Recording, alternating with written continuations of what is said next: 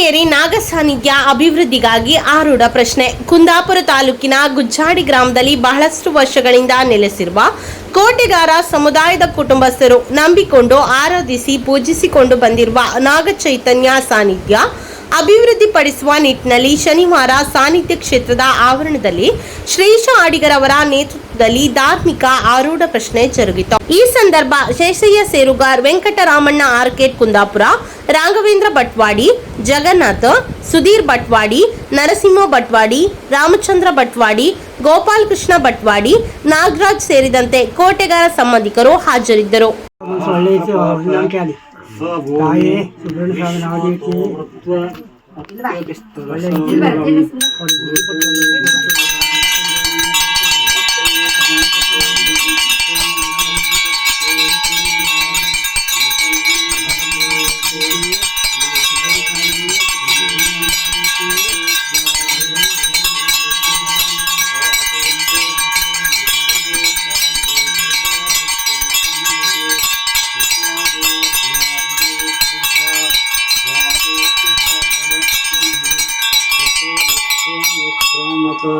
ಸತ್ವಾದಿಷ್ಟ